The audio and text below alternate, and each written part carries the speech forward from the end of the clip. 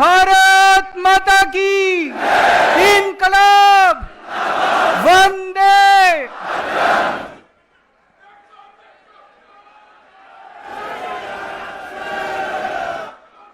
आज देश के कोने कोने से आए हुए मेरे सभी प्यारे बहनों, भाइयों, माताओं, बुजुर्गों, बच्चों, आप सब लोगों को मेरा नमस्कार, सबको मेरा सत श्री अकाल। पूरे देश भर से आज ढेरों हजारों की संख्या में साथी यहां पे जंतर मंतर पे एकत्रित हुए हैं। मंच पे बहुत सारे हमारे साथी बैठे हुए हैं, दिल्ली से, गुजरात से, गोवा से, पंजाब से, हरियाणा से, आगे भी सामने छत्तीसगढ़ से, राजस्थान से, मध्य प्रदेश से, उत्तर प्रदेश से।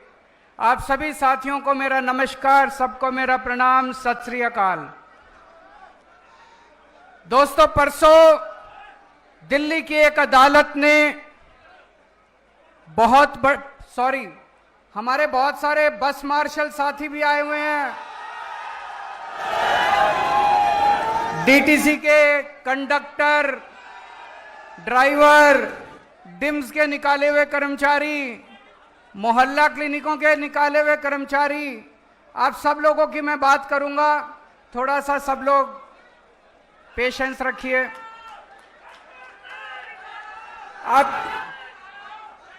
अभी आप लोगों ने अपने कागज भेजे, मुझे आपके कागज मिल गए हैं।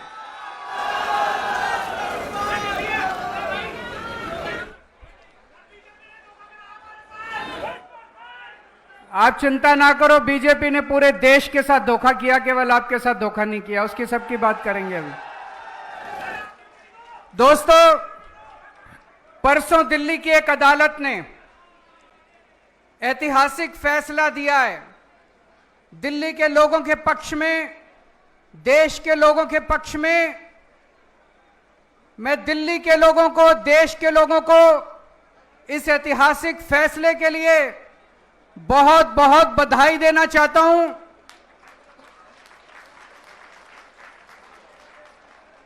मैं जज साहब का बहुत बहुत शुक्रिया अदा करना चाहता हूं। आप सोच के देखो, आज देश में ऐसा माहौल है, इतना डर का माहौल है, इतने डर के माहौल में जज साहब ने इतना धाकड़ फैसला सुनाया है। एक बार जोरदार तालियों के साथ जज साहब का शुक्रिया अदा कर दीजिए। पिछले 4 साल से मोदी जी ने और अमित शाह जी ने षड्यंत्र रच के दिल्ली के लोगों को बहुत परेशान किया, बहुत दुखी करा। उन दोनों ने, मोदी जी ने और अमित शाह ने षड्यंत्र रच के बोले तुम्हारा बेटा चोर है, केजरीवाल भ्रष्टाचारी है, केजरीवाल ने शराब घोटाला करा है, केजरीवाल 100 करोड़ रुपए खा गया। सवेरे से शाम तक मीडिया में डिबेट चलते थे, केजरीवाल भ्रष्टाचारी है, केजरीवाल चोर है। लोगों को बहुत दुखी करा। जज साहब ने फैसला सुनाया है, मोदी जी आप झूठ बोल रहे हो, केजरीवाल कट्टर ईमानदार है। जज साहब ने फैसला सुनाया है, कोई सबूत नहीं है। जज साहब ने फैसला सुनाया है, पूरा केस फर्जी है। यह जज साहब का फैसला एक बार 600 पेज का फैसला है, कोई ऐरा गहरा फैसला नहीं है। पढ़ के देखो आप लोग, ऐतिहासिक फैसला है। कई वकील बोल रहे हैं कई सदियों के बाद ऐसा फैसला लिखा जाता है। मोदी जी और अमित शाह जी आम आदमी पार्टी को ठिकाने लगाने के लिए इस पूरे केस को खुद पर्सनली, व्यक्तिगत तौर पे मॉनिटर कर रहे थे। केजरीवाल छूटना नहीं चाहिए, मनीष सिसोदिया छूटना नहीं चाहिए, सतिंदर जैन छूटना नहीं चाहिए, संजय सिंह छूटना नहीं चाहिए। उन्होंने पर्सनली मॉनिटर किया। यह जज साहब का फैसला मोदी जी, अमित शाह जी और बीजेपी की गाल पे जोरदार तमाचा है। लेकिन दोस्तों, आज मैं अपनी बात करने नहीं आया आपके बीच में, आज मैं देश की बात करने के लिए आया हूं। मैं अपने देश से बहुत प्यार करता हूं। I love my India. मैं भारत से बहुत प्यार करता हूं, बहुत ज्यादा।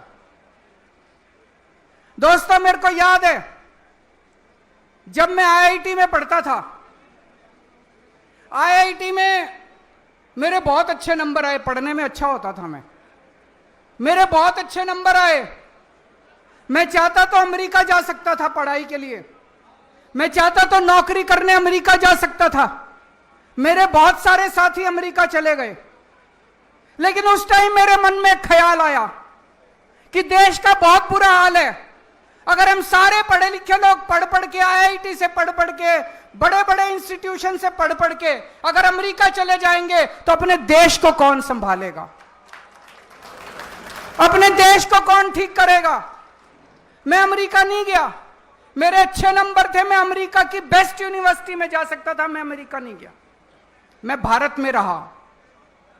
जब मैं इनकम टैक्स डिपार्टमेंट में गया, मेरे को याद है सबसे पहला केस, जो सबसे पहला केस मेरे सामने आया, असिस्टेंट कमिश्नर इनकम टैक्स था, एक चार्टर्ड अकाउंटेंट आया, उसने अपना केस करवाया और उसके बाद मेरे से कहता है, सर सेवा बताइए।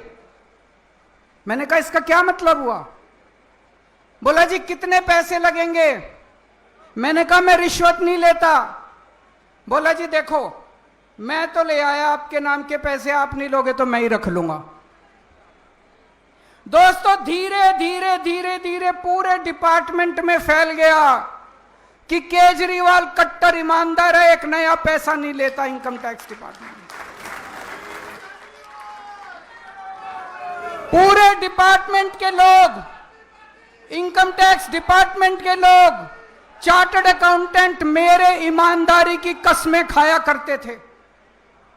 फिर किस्मत ने मेरे को दिल्ली का चीफ मिनिस्टर बना दिया। 10 साल मुख्यमंत्री रहा मैं।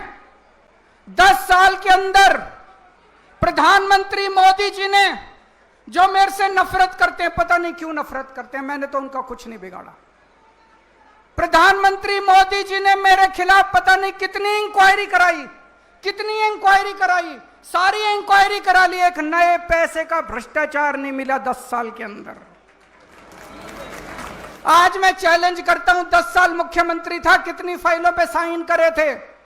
कोई एक ठेकेदार, कोई एक दिल्ली सरकार का वेंडर खड़ा होके कह दे केजरीवाल ने पैसे मांगे थे। दोस्तों, मैं राजनीति छोड़ दूंगा, ईमानदारी कमाई है, देश से प्यार करता हूं। I love my India, I love my country. मैं भारत से प्यार करता हूं। तो जब कोई देश से गद्दारी करता है, जब कोई देश का अपमान करता है, तो खून खौल उठता है। दोस्तों, 2014 में लोगों ने कांग्रेस के भ्रष्टाचार से तंग आके, याद करो कांग्रेस के कभी 2G, कभी कोयला घोटाला, कभी ये घोटाला, कॉमनवेल्थ घोटाला, लोग परेशान हो गए थे कांग्रेस से। कांग्रेस के भ्रष्टाचार से तंग आके 2014 में लोगों ने बड़ी उम्मीदों के साथ मोदी जी को पूर्ण बहुमत की सरकार बनाई थी। 30 साल के बाद पूर्ण बहुमत की सरकार बनाई थी।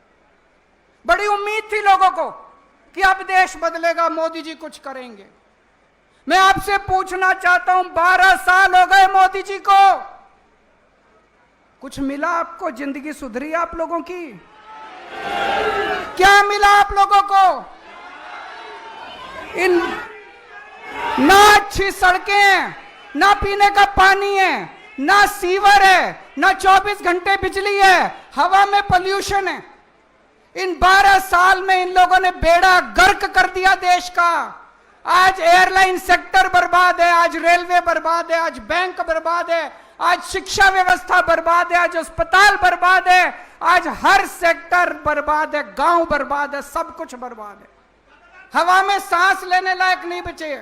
12 साल में इन लोगों ने देश को बर्बाद कर दिया। दोस्तों, एक बच्चा आया मेरे पास, बोला जी पिछले 12 साल में मोदी जी जो हर रोज परीक्षा पे चर्चा करते हैं। 12 साल से मैंने उनकी सारी परीक्षा पे चर्चा सुनी है। 12 साल के बाद जब मैं बड़ा हुआ, कंपटीशन के पेपर देने गया, बोला पेपर लीक हो गए। बोले मैं मोदी जी को कहना चाहता हूं ये नौटंकी बंद करो, परीक्षा पे चर्चा, ये पेपर लीक बंद करा दो बस। आप नौटंकी बाज है, एक नंबर के, केवल नौटंकी करनी आती है। परीक्षा पेपर चर्चा, अरे पेपर लीक हो रहे हैं पूरे देश में, चारों तरफ बच्चों का भविष्य खराब हो रहा है और ये परीक्षा पे चर्चा कर रहे हैं। दोस्त, आप में से बहुत सारे लोग दुबई गए होंगे, अमेरिका गए होंगे, जर्मनी गए होंगे, फ्रांस गए होंगे, टोक्यो गए होंगे। कितनी शानदार सड़कें हैं वहां की। 130 किलोमीटर प्रति घंटा की स्पीड से गाड़ियां दौड़ती हैं, 140, 150, 160 किलोमीटर की। और गुजरात में चले जाओ, मेरा तो आजकल गुजरात बहुत आना जाना होता है। अमेरिका में, लंदन में, न्यूयॉर्क में, टोक्यो में, पेरिस में 150 किलोमीटर की स्पीड से गाड़ी दौड़ती है। गुजरात में 30 किलोमीटर की स्पीड से गाड़ी दौड़ती है। गुजरात में मैं झूठ नहीं बोल रहा। आप राजकोट से, मैं अभी गया था, राजकोट से जूनागढ़ 104 किलोमीटर है। 104 किलोमीटर जाने के 4 घंटे लगते हैं, 4 घंटे। 30 किलोमीटर की स्पीड से, क्यों? गड्ढे ही गड्ढे, गड्ढे ही गड्ढे, गड्ढे ही गड्ढे। अरे सारी दुनिया चांद पे पहुंच गई, इनसे 12 साल में सड़कों के गड्ढे नहीं भरे गए। सारी दुनिया चांद पे पहुंच गई, ये अभी तक सीवरों के ढक्कन लगाते रह गए। सीवर के ढक्कन नहीं लगे इन लोगों से अभी तक।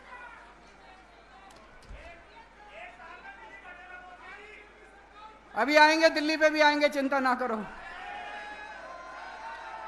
आप किसी देश में चले जाओ, किसी भी, लंदन चले जाओ, टोक्यो चले जाओ, पेरिस चले जाओ, फ्रांस चले जाओ, न्यूयॉर्क चले जाओ, कितने साफ सुथरे शहर हैं उनके। एक जरा सा मिट्टी का तिनका नहीं मिलता। वो छोड़ो, आप गरीब देशों में चले जाओ, श्रीलंका चले जाओ, भूटान चले जाओ, मलेशिया चले जाओ, रवांडा चले जाओ, वियतनाम चले जाओ, साफ सुथरे शहर हैं। इनसे 12 साल में हमारे शहरों की सफाई नहीं हुई मोदी जी से। लानत है इनके ऊपर। 2014 तक बीजिंग में हमसे ज्यादा पोल्यूशन होता था। इतना पोल्यूशन था, इतना पोल्यूशन था। 12 साल में बीजिंग ने अपना पोल्यूशन खत्म कर दिया। आज पूरे उत्तर भारत के अंदर सांस लेना मुश्किल हो रहा है। एक के बाद एक सारे शहरों में सांस लेना मुश्किल हो रहा है। इनसे पोल्यूशन ठीक नहीं हुआ। दोस्तों, कहते हैं हम विकसित भारत बनाएंगे। अरे विकसित भारत छोड़ो, रहने लायक भारत तो बना दो, कम से कम सांस तो ले लें। मोदी जी कहते हैं केजरीवाल भ्रष्ट है। कोर्ट ने कह दिया केजरीवाल कट्टर ईमानदार है। मैं मोदी जी को कहना चाहता हूं, मोदी जी भ्रष्टाचार खत्म करना चाहते हो? खत्म करना चाहते हो? मैं बताता हूं भ्रष्टाचार कहां है। हिम्मत है तो एक्शन लेके दिखाओ। गुजरात के अंदर 20,000 करोड़ रुपए का कोकेन, हीरोइन पकड़ा गया। मोदी जी हिम्मत है तो एक्शन लेके दिखाओ। गुजरात के अंदर 30,000 करोड़ रुपए की नकली दारू बिकती है हर साल। मोदी जी हिम्मत है तो बंद करके दिखाओ। आपने अपने दोस्त को 1,000 एकड़ जमीन, अरबों खरबों रुपए की 1,000 एकड़ जमीन 1 रुपए में दे दी। हिम्मत है तो एक्शन लेके दिखाओ मोदी जी। मोदी जी ब्रिजेस का, पुल का उद्घाटन करके आते हैं। कितनी बार होता है सड़क का उद्घाटन करे हुए 1 महीना नहीं होता, ब्रिज गिर जाता है, सड़क टूट जाती है। मोदी जी हिम्मत है तो एक्शन लेके दिखाओ। आप पूरे देश में पेपर लीक कर रहे हैं, मोदी जी हिम्मत है, मोदी जी एक्शन नहीं लेंगे। किसी में एक्शन नहीं। क्यों? या तो मोदी जी खुद उस घोटाले में शामिल है, या उनकी पार्टी के लोग शामिल हैं, या उनके दोस्त शामिल है उन घोटालों के अंदर। भ्रष्टाचारी मैं नहीं हूं, भ्रष्टाचार मोदी जी खुद कर रहे हैं। दोस्तों, इनके खिलाफ एक्शन नहीं लेंगे, इनको जेल में नहीं डालेंगे। किसको जेल में डालेंगे? सोनम वांगचुक को। सोनम वांगचुक को जेल में डालेंगे, महराज मलिक को जेल में डालेंगे, नरेश बाल्यान को जेल में डालेंगे, केजरीवाल को जेल में डालेंगे, मनीष सिसोदिया को जेल में डालेंगे, संजय सिंह को जेल में डालेंगे। इन लोगों को जेल में डालते हैं। कौन है सोनम वांगचुक? बहुत बड़ा वैज्ञानिक है दोस्तों, बहुत बड़ा वैज्ञानिक। उसको तो पद्म श्री मिलना चाहिए, पद्म भूषण मिलना चाहिए दोस्तों। बच्चों की, गरीब बच्चों की पढ़ाई के लिए उसने पता नहीं क्या क्या काम नहीं किया सोनम वांगचुक को, उनको जेल में डाल दिया। मोदी जी सोनम वांगचुक से डरते हैं, क्यों डरते हैं? जब कोई तानाशाह पढ़े लिखे वैज्ञानिकों से डरना चालू कर दे तो समझ लो उसका अंत आ गया तानाशाह। एक दिन मोदी जी संसद नहीं गए, पूछा क्यों नहीं गए, बोले महिलाएं सारी मेरे को पीटेंगी। पढ़ा था अखबार में आप लोगों ने? बोले अरे मोदी जी आपको महिलाओं से डर लगने लग गया। संसद में नहीं गए, बोले मेरे को सारी महिलाएं पकड़ के पीटेंगे। आपको सोनम वांगचुक से डर लगता है, आपको महिलाओं से डर लगता है, आपको केजरीवाल से डर लगता है, आपको ट्रंप से डर लगता है, आपको अमेरिका से डर लगता है। अरे डर डर के कितना जियोगे मोदी जी, थोड़ी तो हिम्मत दिखाओ।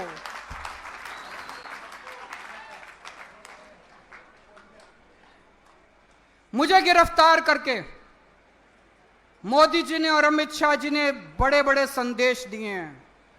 उन्हें संदेश दिया है, खबरदार अगर सरकार में कोई ईमानदारी से काम करेगा, अगर कोई ईमानदारी से काम करेगा केजरीवाल वाला हाल कर दूंगा तुम्हारा।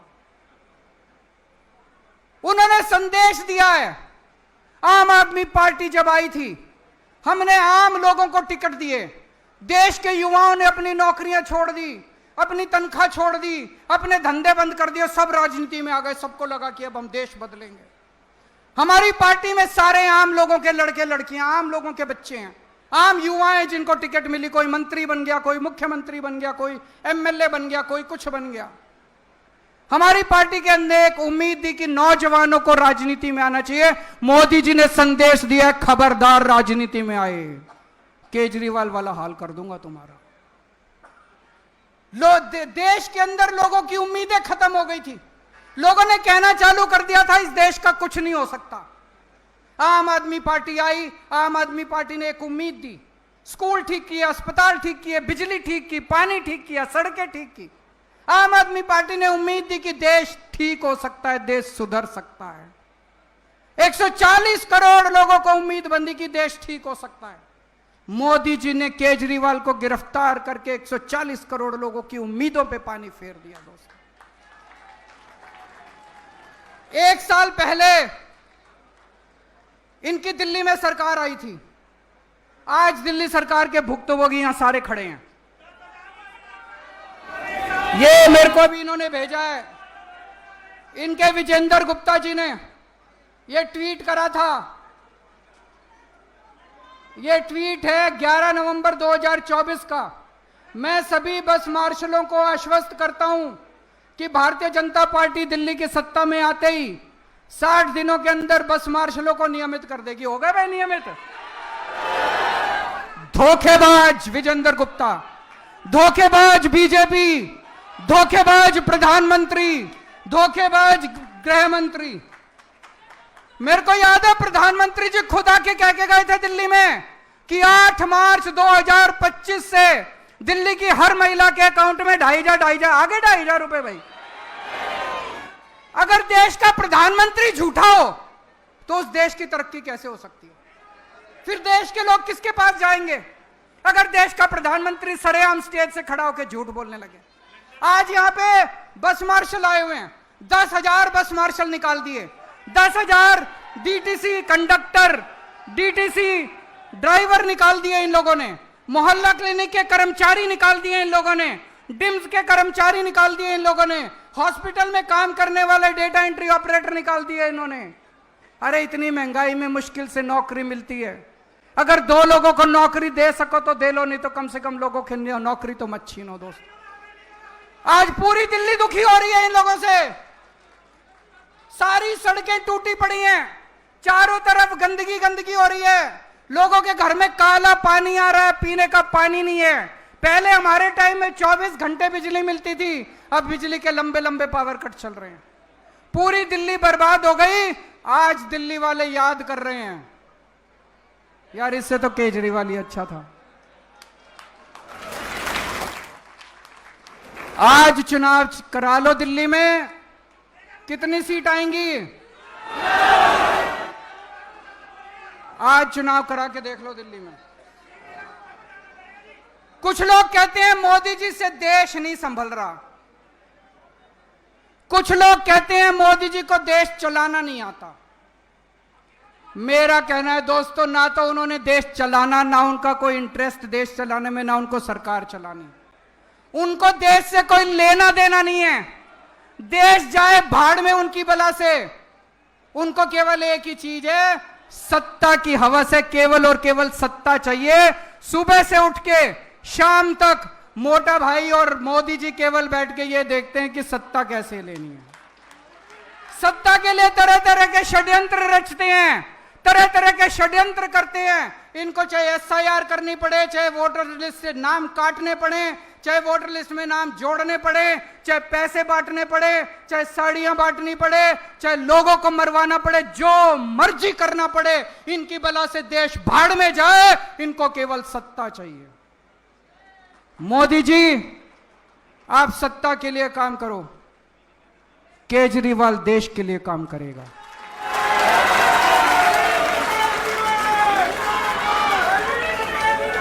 दोस्तों, ये वही जंतर मंतर है जहां पे देश के लोगों ने हुंकार भरी थी और देश भर से कांग्रेस का सफाया हो गया था। आज जंतर मंतर का ये दिन ऐतिहासिक है। वो दिन भी याद है, वो दिन था 4 अप्रैल 2011। आज की तारीख नोट कर लेना। आज के बाद भारतीय जनता पार्टी की देश भर से उल्टी गिनती शुरू हो चुकी है। भारत माता की, भारत माता की।